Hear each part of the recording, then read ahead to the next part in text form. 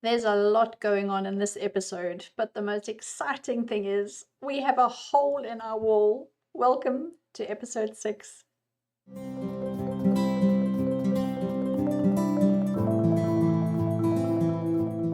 Welcome to episode 6 of Whispers from the Countryside. This is where I share stories of our barn conversion, magic from my animal communication sessions, and what it's like to live in the countryside with cats, wildlife, and crazy dreams. Stay tuned.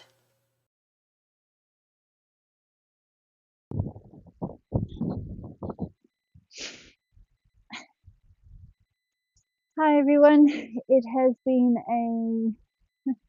a busy few weeks with regards to animal communication. I've spoken to quite a few animals, majority cats, majority cats the past few weeks. I've spoken to a family of 4 animals to let them know that their family is going away on holiday, and I needed to let them know when the family was going, who was going to come and look after them, who was going to feed them.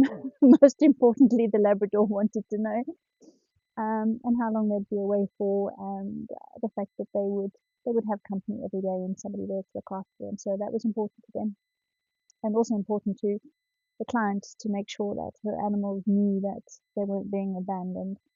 Animals are not always great fans of change, and when there's suitcases by the door and you're away for 3 weeks, it can throw them out emotionally. I spoke to a dog who shared with us that he was actually very, very stressed out. He had a lot going on in his life, and he'd experienced a lot of stress, and was holding on to it, and didn't have currently a way for him to release that stress. And knowing that your animal has a full stress bucket, as they call it, is useful, because you know that they're more likely to react quicker, they're more frightened, they're more likely to snap when that might seem out of character. So it helps you to see that that animal needs some time away, and also needs a place where they can retreat to, where they feel safe, to get some peace and quiet. I've spoken to a number of other animals, and I'm conscious that I don't want this video to be to be long. Two big things really. One is a special mention to a client's dog that sadly passed away unexpectedly. And I've spoken to this little dog a few times. Small dog, but really feisty and very sweet. And she was this lady's companion. The two of them were just a team. And even though she was quite elderly, she was in good spirits, and she was in relatively good health for her age. And they'd gone away on holiday, and she just deteriorated quite rapidly, and the lady had to have her put to sleep. And it's always so sad, because it's always worse when you're not expecting it. I mean, we know ultimately our animals more often than not have shorter lives than we do, and we know at some point that we will have to go through the process of losing them. So it's never easy, but when things are plodding along just fine, and you have to put the animal to sleep unexpectedly, it can really be a huge blow. So special mention to little Phoebe. May she run free in the rainbows. And then lastly, a special mention to a very special cat called Finn. And Finn is a member of a household of multiple cats. And I've read, in fact, just recently I did a reading for all the animals in the house. And I heard from my client at the beginning of this particular week that she'd taken Finn to the vet, and they'd found something wrong, and it had thrown everything up in the air, and it was all very, oh, this is not looking good. Can I do an emergency reading? And for those of you that don't know, I offer an emergency reading that you can buy to jump the queue, basically, because I normally have roughly a 2 to 3 week waiting list. And obviously, if your animal's ill or if something like this happens, you don't always want to wait for 2 weeks. So the deal is that you buy a sort of an add-on, and what I do is I try and fit it in as soon as I can. So that means either I work on the weekend, or I do the readings in an evening, or something. And whilst that's great, and the client needs it, and it's useful, it has kind of a knock-on effect, because obviously I have clients scheduled throughout the weekend. I am quite limited in how many readings I can do a day, because it can be very draining. So I have to do always have to do a shuffle. And I'm very grateful, because the clients that I had booked, I emailed everyone and said, I'm so sorry, everyone's going to have to be kind of shuffled along or rearranged, because I've got this emergency reading for this cat to do. And that was fine, and they were all very gracious. Having, in fact, I've done emergency readings for a few of them in the past, so they knew and they understood. But then things kind of got better with little Finn, and then they got worse, and then I had to do another emergency reading, and it was just all up in the air. And I had the clients that had been rescheduled messaging me back saying, is everything all right with the emergency reading? Is the animal okay? And which was quite sweet. So little Finn had quite a few people rooting for him, and he ended up having to have emergency surgery. He had lots of biopsies and all sorts of things, and he had emergency surgery, and we were all kind of holding our breath. And there's a bit of a time difference between where Finn is and where I am, so I'd wake up in the morning and I'd check my phone and see if there was an update from my client. And I was just so relieved to hear from her, and she said that Finn had pulled through the surgery, and he was doing well. And then a few days later, he was looking at coming back home again. And it's just one of those times where you never quite know what's going to happen, and you never know whether it's going to turn and the animal's going to pass, or whether the animal's going to pull through. And throughout this all, Finn had this incredible attitude of, I'm sick? What? Really? He just had this really nonchalant attitude towards it. Like, he wasn't really bothered by it. He wasn't not bothered as in didn't care, but just not concerned. He was very accepting, very, oh well, if that's what has to happen, then that's what has to happen. Or if I pass, I pass. It's my time, and I'm fine to go. And that can be quite sobering, because as humans, we put so much meaning on death and on life, and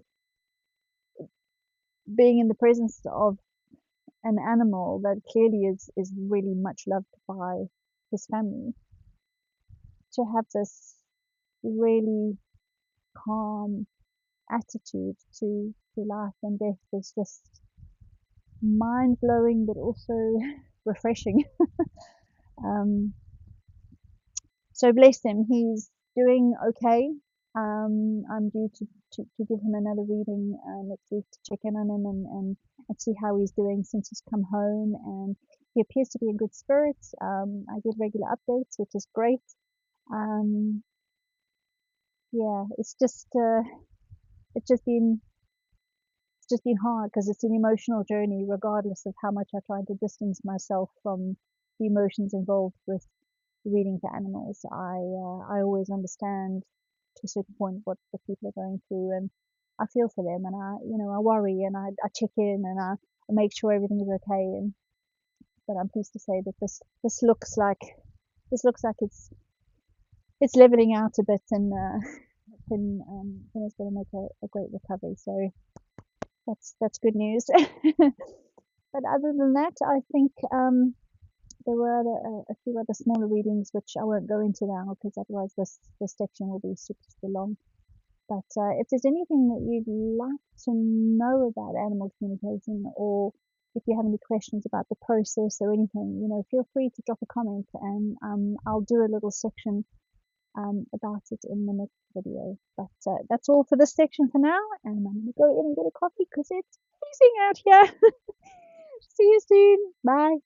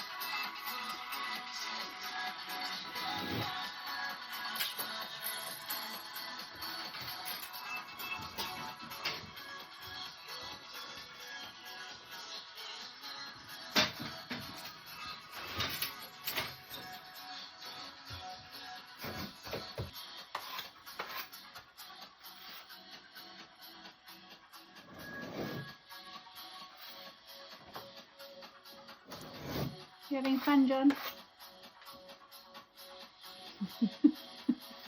Yes. Yes, dear.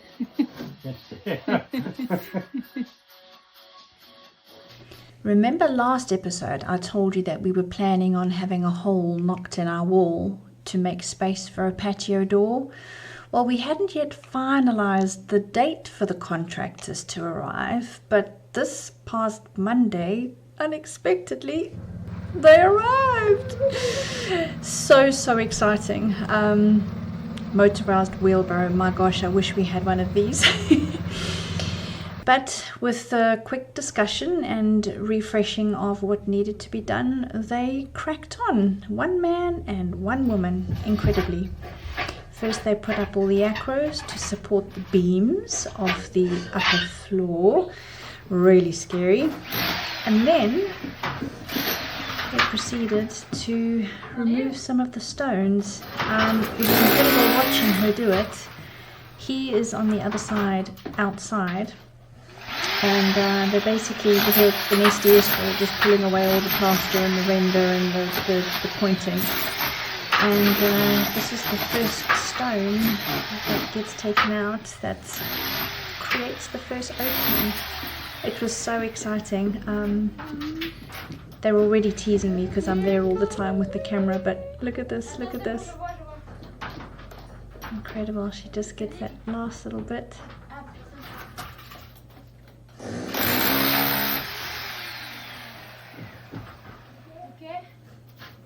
Incredible. And there it goes. It's been incredible watching them. This was just the first day that they were removing stones at the top in order to support it. The first thing they had to go in were the lintels. So they had to choose from our pile of wooden beams which was going to be the best. And then they simply carried one through the house and out the back and supported it in place. That was their main priority, was getting this in place first. It actually took 3 across the width of the wall. But by the end of the day, the first 2, I believe, were in. And incredible. That is the first time this particular room has seen the light of day. I went outside to have a look, and oh my God, how precarious does that look? But it has begun, so we'll give you an update next episode.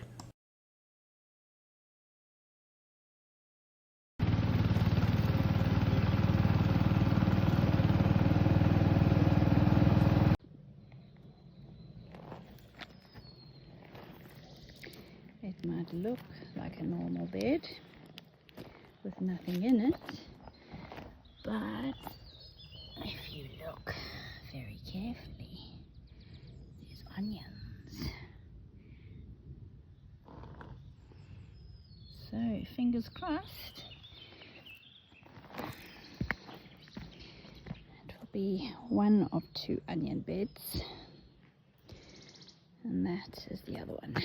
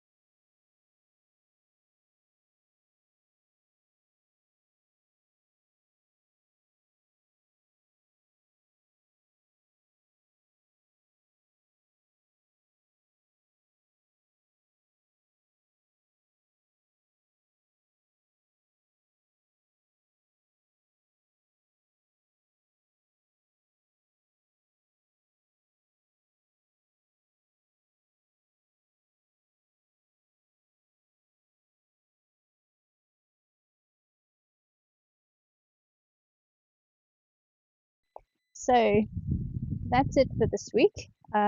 We've spoken about it quite a lot this week. There's been all the garden stuff, the iris bed, John doing the plastering in the ceiling.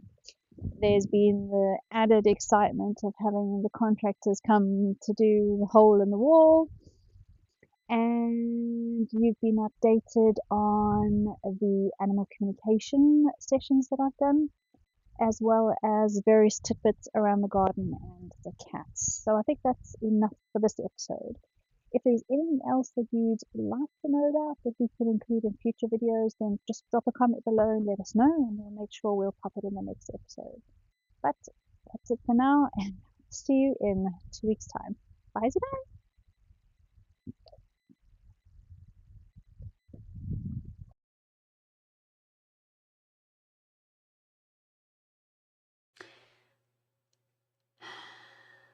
Welcome back. Hi, I'm Colleen, and welcome to Whispers from... No.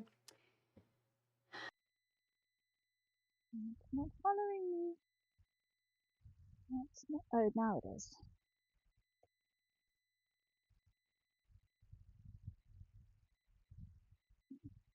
How far around do you go? How far around do you go? That's